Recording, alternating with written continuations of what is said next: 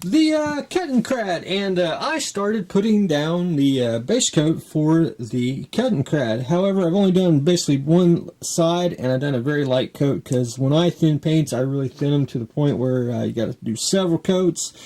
But anyway, we're going to have basically four colors. You're going to have the base coat. You're going to have the basically a coat, not a coat, but the color of the plastic, and then you're going to have a highlight coat, and then we'll have the winter whitewash. So first I'm going to leave a lot of the I want to say the tan plastic.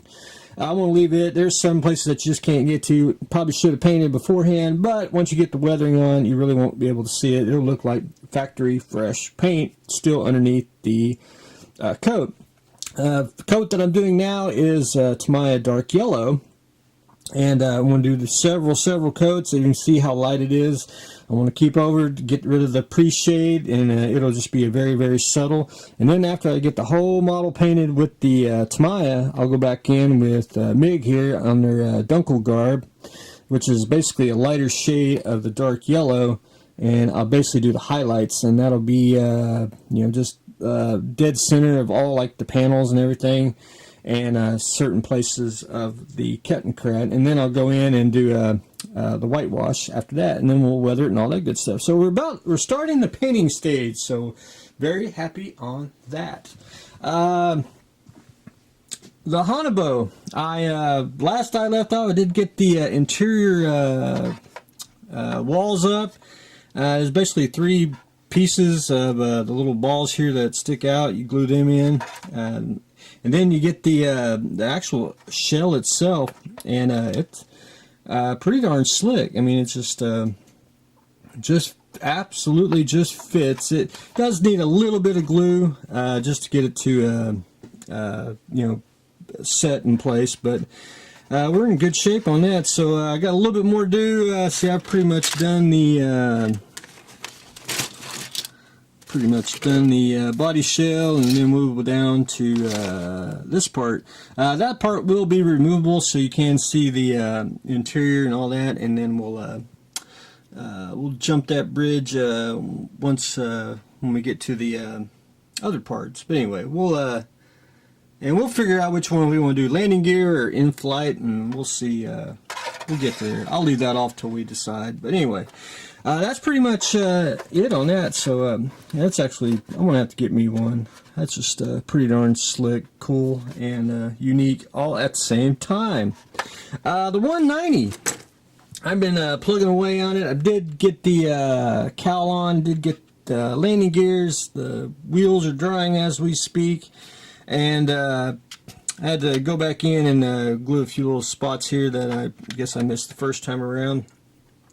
I finished taping off the canopy here, and then once I get the wheels on, I'll paint the canopy, put a wash on there, and then we will be able to put the canopy on, and then we can start I can start finish sanding, and that won't get any debris in there, and then I'll be able to continue on. Basically, I'm down to the prop and a couple other little parts that I got to put on it, and I will be done with that, and then I'll probably start the Tamiya one. I really wasn't going to start a model, but the penguin there, I have an idea that I want to do. I'm going to do the Mega Money Machine for the Batman figures, but I enjoy I love the Batman 1966 movie. I think it's just because you get the Penguin sub in there, and I want to do a base of a partial of the sub, so I need to get him kind of assembled so I can get the measurements, because I pretty much I have an idea what I want to do. So more on that and a little bit later. That's just kind of on the side while things do dry.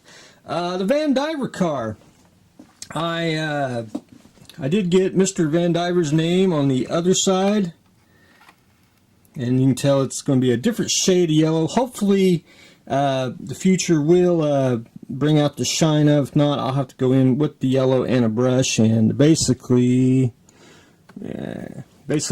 decant the yellow and just try to paint it best I can just around it, and I'll just see how that works with the future. We'll do that first. But anyway, I did get that on. I can't remember. I trimmed out the sponsor decals, got that on. Got the back decal that goes on here, but I want to, and I was getting ready to put on the sponsor decals on the front. So I got them cut out, and I want to show everyone that these are actually too big. If you actually tried to get it where it should go, about right there, the Die Hard decal actually sticks out. And if you go over basically like that, you lose where my thumb is, the couple of decals there. So what I'm going to have to do is I'm going to cut these out, and I'm going to reposition them just enough to where they'll fit the fender here, and they'll be real close to where they should be in position, but I'll just have to rearrange them just a tad just to get them to fit. So that's going to just me. I got to cut these out and then get them on. So I wanted to show everyone that. Also, the decals are a little bit out of scale, as in if you look down here, let me get the light out here, should say Fredericksburg, Kentucky. Actually really small under the triple there.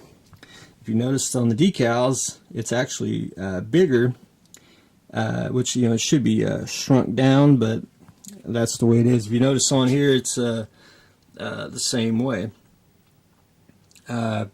which it'll probably, I mean, no one would really notice it if you, you know, if you weren't like modelers were like detectives, you know, you notice stuff like that. The decals are a little out of scale. I know they're 24th, and let's see, they're 24th, 25th scale, you know, which is, you know, really close. It's probably not enough to even matter, but, you know, some decals, especially like the sponsors, it should be just a little bit smaller just to fit everything. But I understand why, you know, things are done. It's just so it can be seen, and it's just not, you know, too out of whack when it's printed. But anyway, definitely wanted to show that.